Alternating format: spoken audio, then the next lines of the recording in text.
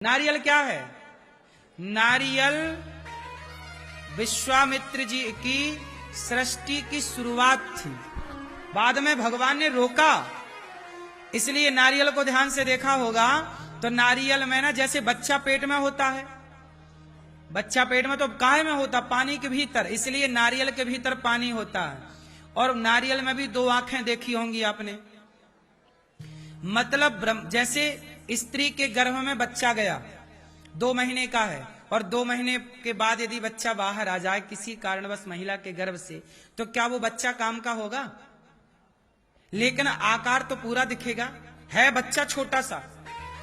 उसी तरह नारियल ब्रह्मा विश्वामित्र जी की सृष्टि में शुरुआती था, मतलब 2 महीने का बच्चा मान लो, और वो बढ़ता तो वो डेवलप होता, फिर आगे सृष्टि होती, लेकिन उसे रोक दिया गया भगवान के, तो तुम ना करो, फिर व्यवस्थाएं बिगड़ जाएंगी। तो विश्वामित्र जी ने जो सृष्टि की, उस सृष्टि में केवल नारियल बना पाए। इसलिए नारियल में देखो बाल भी होते हैं, जटा होती है, आंख होती है, भीतर पानी है ना। वो सृष्टि थी, बाद में रोका तो फिर जस का तस वो नारियल के रूप में उतना तो रही। विश्वामित्र जी बोले अच्छा हमारी इतनी सृष्टि तो रखो, ठीक है इतनी रखेंगे। इसलिए जब कोई भी हिंदुओं में शुभ कार्य होता है तो नारियल तोड़ा जाता है, मतलब वह एक बलि मानी जाती। जैसे बकरा नहीं चढ़ाते लोग, बकरे की बलि, तो हम लोग बकरे की बलि ना दे करके, किसी जीव की बलि ना दे करके, हम लोग नारियल तोड़ करके वो बलि की तरह, नारियल इसलिए तोड़ा जाता है क्योंकि वह भी एक सृष्टि है, वह भी एक सृष्टि है। तो इसलिए नारियल तोड़, इसलिए नारियल को श्री फल भी कहते हैं। श्री का फल मतलब लक्ष्मी जी को बड़ा पसंद आया था, इसलिए पूजा पाठ विधान में विश्वामित्र जी ने कहा कि अब मैंने जो सृष्टि की है उसका क्या होगा? तब लक्ष्मी जी बोली कि आज से आपकी सृष्टि को मेरे नाम से जाना जाएगा और मैं इसे स्वीकार करती हूं। इसलिए मां भगवती की कोई भी पूजा होती है बिना नारियल के पूजा नहीं होती। लक्ष्मी जी ने अपना नाम दिया, उसे श्री नाम दिया। लक्ष्मी जी का एक नाम क्या है? श्री। क्या नाम है? इसलिए नारियल को क्या बोलते हैं? श्रीफल।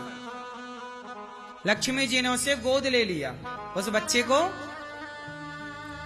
को गोद ले लिया और मां भगवती के नाम से वो जाना गया। तो ये बात लोग कम ही जानते हैं कि नारियल विश्वामित्र जी की सृष्टि है। यदि उन्हें नहीं रोका जाता तो वो अलग से सृष्टि कर्ता बन जाते। सोचो, विश्वामित्र जी इतने पावरफुल, और वशिष्ठ जी जितना पावर ब्रह्मा जी रखते हैं उतना भी उससे ज्यादा पावर वशिष्ठ जी रखते हैं। वशिष्ठ जी चाहें तो संकल्प मात्र से सृष्टि कर सकते, इतने पावरफुल, लेकिन उनके भी बेटों को मार दिया। आप कहोगे कि हम तो इतने बड़े भक्त थे तो हमारे साथ अनहोनी कैसे हो गई? अरे वशिष्ठ जी जैसा बड़ा कौन होगा, लेकिन उनके भी बच्चे चले गए कि नहीं। ये संसार है साहब, आना जाना सबका लगा रहेगा। इसलिए भक्ति हम इसलिए नहीं करते कि हम अमर हो जाएं, भक्ति इसलिए करते हैं कि हमारा प्रभु से प्रेम हो और हमारा दुर्भाग्य हम कभी नरकगामी ना बने, भगवत धाम की ओर चलें। भक्ति का अर्थ अमर होना नहीं है, भक्ति का अर्थ सुख पाना नहीं है। आप सोचो, अब आजकल लोगों की कामना होती है कि हम तो भक्ति करते हैं, हमें सुख मिलना चाहिए, हमें हमारे साथ ऐसा क्यों हो गया? अरे भाई, जरूरी थोड़ी है कि आप भक्ति करते हैं तो आपके जीवन में दुख नहीं आएगा। वशिष्ठ जी से बड़ा कौन होगा? पर उनके जीवन में दुख आया। दशरथ जी तो राम के पिता हैं, पर दशरथ जी के जीवन में, इसलिए दुखों से घबरा जाते हो आप, ये गलत बात। हर दुख का डटकर सामना करो और ये मानो कि सब भगवान की मर्जी है। आप बस कर्म करते रहो, अच्छे काम करो, लेकिन सदा ईश्वर की मर्जी मानो हर काम में। जैसे दास अनिरुद्ध ने गौरी गोपाल आश्रम में जो हो रहा है, जितनी माताओं की सेवा, अन्य क्षेत्र की यहाँ की सेवाएं चल रही, हम सब में ईश्वर की मर्जी मानते हैं, सब भगवान करा रहे हैं। ये दास को निमित्त बनाकर हम कभी नहीं मानते कि हम कर रहे हैं। यदि हम ये मान लें कि हम कर रहे हैं तो हमारे जैसा मूर्ख इस धरती में भला कौन होगा। इसलिए सदा यही मानो कि भगवान करते हैं और अपने को बिल्कुल जीरो मान के चलो। तो बात समझ में आई। तो नारियल क्यों तोड़ा जाता है? आप नई गाड़ी खरीदते हैं तो नारियल तोड़ते हैं, आप घर बनवाते हैं गृह प्रवेश में नारियल तोड़ते हैं, आप कोई भी शुभ कार्य करते हैं तो हनुमान जी के मंदिर गए तो एक नारियल तोड़ के आ गए, मैया जी के मंदिर गए एक नारियल तोड़ के आ गए। क्योंकि नारियल तोड़ना मतलब जब नारियल टूटता है तो विश्वामित्र जी का घमंड टूट जाता है। क्या टूट जाता है? हाँ, तो नारियल क्यों बना? विश्वामित्र जी के घमंड के कारण बना। तो नारियल घमंड का प्रतीक है। नारियल किसका प्रतीक है? अभिमान का। तो जब भी आप नारियल तोड़ते हैं तो आप नया घर बनाते हैं तो नारियल तोड़कर प्रवेश करते हैं। मानो आप ये कहना चाहते हैं कि हे प्रभु, मैंने नहीं घर बनाया, मैं अपना घमंड इस तरह तोड़ता हूं। ये रहा नारियल की तरह। फिर आप प्रवेश करते हैं, मतलब अपना घमंड तोड़कर आप घर में प्रवेश करते हैं। मैंने गाड़ी खरीदी, ये गाड़ी मेरी नहीं, इसलिए घमंड तोड़कर, नारियल तोड़कर आप गाड़ी में चढ़ते हैं कि मैं ये घमंड ना करूं कि मैं हूं मालिक, नहीं प्रभु आप हैं। इसलिए घमंड, नारियल तोड़ना मीन्स अपने एटीट्यूड, अपने अभिमान, अपने दर्प को तोड़ना। बात समझ में आई? लेकिन लोग समझते नहीं ना। जब तक आप अर्थ नहीं जानोगे चीजों का तब तक उसका भाव कैसे प्रकट होगा कि नारियल हम क्यों तोड़ते हैं पता ही नहीं है, तो सब तोड़ते हैं तो हम भी तोड़ रहे हैं। उसके पीछे का रहस्य हम जानते नहीं और जानना चाहते नहीं। तो नारियल तोड़ने के दो भाव हैं। पहला, घमंड टूट गया, और दूसरा, नारियल तोड़ देने से बलि मान ली जाती है।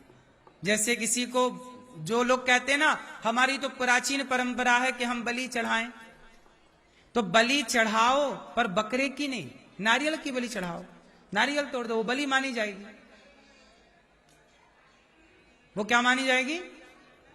क्या मानी जाएगी? वो बलि मानी जाएगी।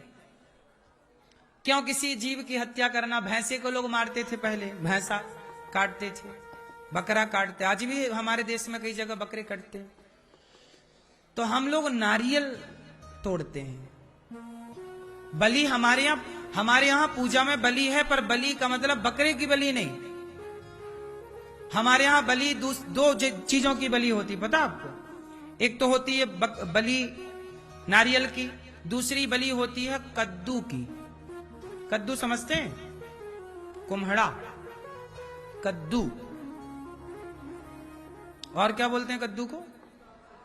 काशी फल, पेठा कद्दू हैं?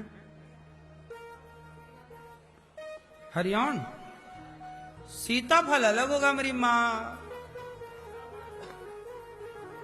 गंगा फल चलो बोलते हैं तो अच्छा है। सीताफल तो हमारे अलग बोलते हैं, खा इतना होता सीताफल, दीपावली में आता है वो फल है। इसको भी सीताफल बोल दे। अच्छा बोलो, सही है सही। मैया कहाँ चली? कद्दू खरीदने। हाँ? दर्शन कर लो भगवान जी का, वृद्ध मां का, और भोजन प्रसादी पाक की जाना। तो दो चीजों की बलि चढ़ाई जाती है। कद्दू तोड़ देना भी बलि मानी जाती है। यदि आप बकरे की बलि चढ़ाते हैं और बलि चढ़ाना ही है, परंपरा है, तो आप कद्दू की बलि चढ़ा दीजिए। कद्दू काट दीजिए, कद्दू पटक दीजिए, टूट जाएगा, बलि हो गई। और या नारियल, आपका धर्म भी बचेगा और आपका कार्य भी पूरा हो जाएगा।